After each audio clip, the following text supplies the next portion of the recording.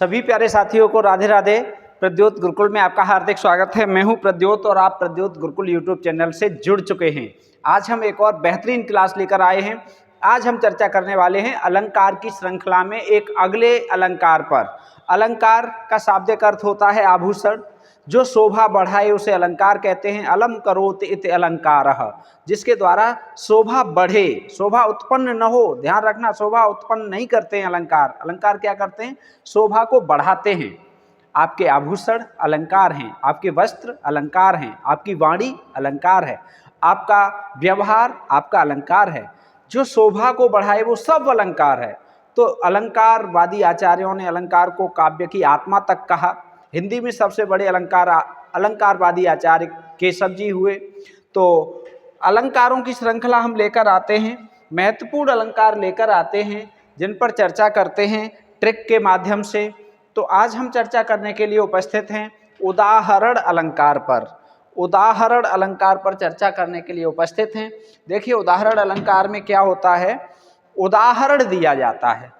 अब उदाहरण तो आप जानते ही हो, बचपन से पढ़ते आ रहे हो। उदाहरण किसी भी बात का उदाहरण, तो एक बात कही जाएगी, उससे संबंधित एक उदाहरण कहा दिया जाएगा। ठीक है, तो इसमें क्या होता है कि जहां उपमेय और उपमान संबंधी दो वाक्यों में साधारण धर्म अलग होने पर भी, साधारण धर्म कैसा हो? अलग। साधारण धर्म अलग होने पर भी, जैसे ज्यों जिम, ये हमने उस दिन बताया था ट्रिक में, ये शब्द आपको याद रखने हैं। जैसे जिम, जैसे ज्यों जिम। ठीक है, आदि वाचक शब्द द्वारा समता स्थापित की जाए।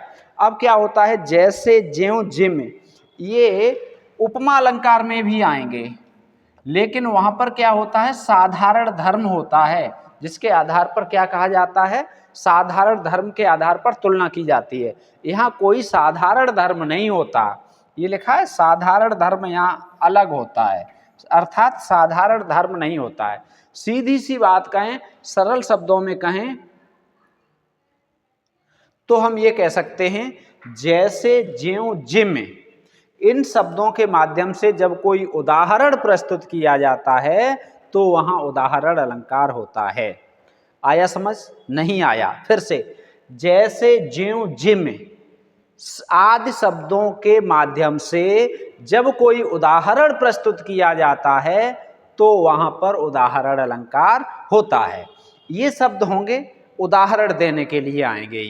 ये तुलना करने के लिए नहीं आएंगे, समता करने के लिए नहीं आएंगे, अन्यथा ये उपमा अलंकार में चला जाएगा। तो इसलिए सीधे सीधे रखो, जैसे ज्यों जिम आदि शब्दों के माध्यम से जब कोई उदाहरण दिया जाता है तो वहां पर उदाहरण अलंकार होता है।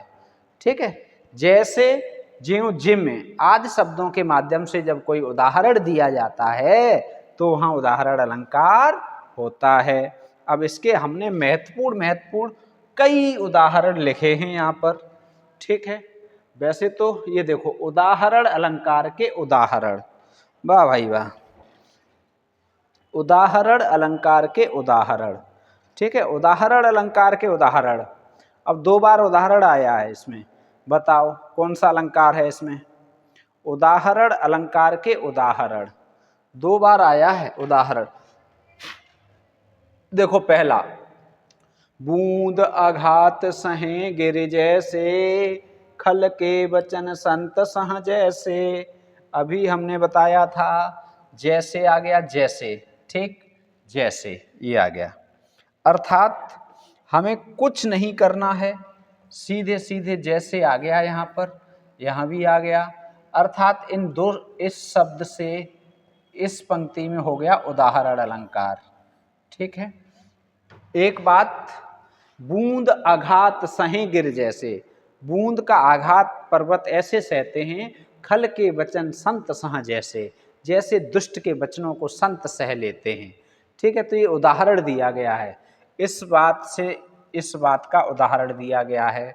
ठीक है, दोनों बातें प्रस्तुत की गई हैं, उदाहरण के रूप में दूसरी बात कही गई है। ठीक, अब जैसे शब्द आने से ट्रिक से हम पहचान लिया हमने इसे। दूसरा देखो, नीकी पे फीकी लगे बिन अवसर की बात, जैसे बरनत युद्ध में रस श्रृंगार न सुहात। जैसे फिर आ गया, जैसे आ गया। ठीक, अब देखो, नीकी पे फीकी लगे बिन अवसर की बात। यदि अवसर नहीं है, बिना अवसर की बात अच्छी हो और अवसर न हो फिर भी वो फीकी लगती है। मतलब ये है कि अवसर होने पर ही अच्छा लगता है कोई भी कार्य, कोई भी बात। जैसा अवसर हो वैसी ही बात अच्छी लगती है। जैसे विवाह में गाली अच्छी लगती हैं, विवाह की एक रीत होती है गाली देना, और वैसे सामान्य रूप से किसी को गाली दे दो तो समझ रहे हो कितना झगड़ा हो सकता है, कितनी लड़ाई हो सकती है, कहाँ तक बात पहुँच सकती है, अनुमान नहीं लगा सकते। तो अवसर पर कही हुई बात वैसे ही नीकी लगती है, और अवसर पर न कही जाए तो फीकी लगती है। जैसे जैसे अब इस बात का समर्थन इस उदाहरण से दिया गया है। इस बात के समर्थन में ये उदाहरण दिया गया है, जैसे वर्णत युद्ध में, युद्ध के वर्णन में रस श्रृंगार न सुहात। युद्ध के वर्णन में श्रृंगार रस नहीं सुहाता। मतलब युद्ध का वर्णन कर रहे हो और श्रृंगार रस में कर रहे हो तो ये सुहाता नहीं है। प्रेम का वर्णन श्रृंगार रस में होता है, युद्ध का वर्णन वीर रस में होता है। समझ गए? तो यहाँ पर क्या है, इस बात के समर्थन में ये बात कही गई है, और ट्रिक से हमने जैसे पहचान लिया, जैसे से हो गया काम। अगला उदाहरण देखो, शवै सहायक सबल के को न निबल सहाय, पवन जगावत आग ज्यों दीप देत बुझाए। कितना अच्छा उदाहरण है। सवै सहायक सबल के, सभी सहायक होते हैं सबल के, बलवान के, बलवान के सभी सहायक होते हैं। कौन निर्बल सहाय, कोई निर्बल का सहायक नहीं होता, जो निर्बल है उसकी सहायता कोई नहीं करता। पवन जगावत आग ज्यों, जो पवन है, हवा है, वो आग को जगा देती है, और दीप है देत बुझाए, और दीपक को वो बुझा देती है। अब ज्यों आ गया, क्या आ गया, हमने ट्रिक क्या बताई थी, ज्यों। ये देखो ज्यों, जैसे आया था अब तक, अब ज्यों आ गया। तो इस बात के समर्थन में ये बात कही गई है, इस बात के लिए ये उदाहरण दिया गया है। सभी सहायक सबल के, कौन निबल सहाय, सभी सहायक होते हैं सबल के, बलवान की सभी सहायता करने वाले होते हैं। जैसे अब उदाहरण दिया गया है, मतलब सीधी सी बात है, जब कोई उदाहरण दिया जाता है तो जैसे करके ही दिया जाता है। जैसे आप कुछ भी पढ़ रहे हैं, उसके बाद जैसे, ठीक, उदाहरण के रूप में जैसे आपने पढ़ी संज्ञाएं, ठीक है, आपने पढ़े विशेषण, तो आपने पढ़े संख्यावाची विशेषण, संख्यावाची विशेषण, अब पढ़ने के बाद नीचे लिखेंगे जैसे, मतलब उसके उदाहरण। तो ये उदाहरण होते हैं, इसीलिए तो जैसे करके आया, ज्यों करके आया। पवन जगावत आग ज्यों, पवन आग, बहुत आग हो, हवा चले तो और आग बढ़ती है, आग को जगाता है और दीपक को बुझा देता है। दीपक जल रहा हो तो पवन उसे बुझा देता है। दीपक निर्बल होता है इसलिए उसे बुझा देता है, और आग बहुत सबल होती है इसलिए उसे और बढ़ा देता है, सहायता कर देता है। जो पावे अति उच्च पद ताको पतन निदान, जो पावे अति उच्च पद ताको पतन निदान, और ज्यों तप तप मध्यान्ह लो अस्त होत है भान। ज्यों, देखो फिर से ज्यों आ गया, आ गया। ये हमारी ट्रिक, ये हमारा एक शब्द जो पूरे अलंकार को पहचान रहा है। अब देखो एक बात का समर्थन उदाहरण दूसरी लाइन में, जो पावे अति उच्च पद ताको पतन निदान, जो बहुत ऊंचा पद पाता है उसका पतन निश्चित है। अब ज्यों तप तप मध्यान्ह लो अस्त होत है भान, जैसे मध्यान्ह तक, दोपहर तक सूरज क्या है, तपता है, तपता है, ऊपर गर्म होता जाता है, और अस्त होता है भान। फिर तपने के बाद जब बहुत गर्मी में पहुंच जाता है, बहुत गर्म हो जाता है, बहुत तप जाता है, फिर अस्त हो जाता है धीरे धीरे। तो क्या है, जो ऊंचा पद पाता है उसका पद, उसका पतन निश्चित है। अगला देखो, सिमटे सिमटे जल भरहि तलावा, जिम संपत्ति संजन सज्जन गृह आवा। सिमट सिमट जल भरहि तलावा, और जिम संपत्ति सज्जन घर आवा।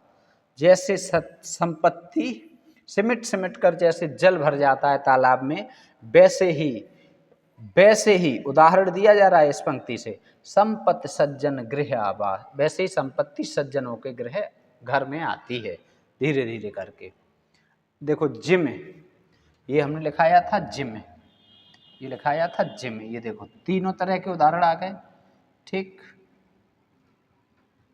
अगला देखो अब, सुख बीते दुख होत है, दुख बीते सुख होत, और दिवस गए ज्यों निश उदित, निशगत दिवस, दिवस उदित। अब ये फिर देखो ज्यों आ गया, ज्यों। सुख के बीतने पर दुख होता है और दुख के बीतने पर सुख होता है। अब दिवस गए ज्यों निश उदित, दिन के जाने पर रात आ जाती है, उदित हो जाती है, वैसे ही रात के जाने पर दिन आ जाता है। ये उदाहरण दिया गया है, ये बात कही गई है, इसका उदाहरण ये दिया गया है। जैसे सुख के बाद दुख और दुख के बाद सुख आता है, जैसे जैसे दिन के बाद रात और रात के बाद दिन। तो ये देखो हमने आपको शब्द बताए थे, उन शब्दों से इन अलंकारों को आप पहचान लेंगे।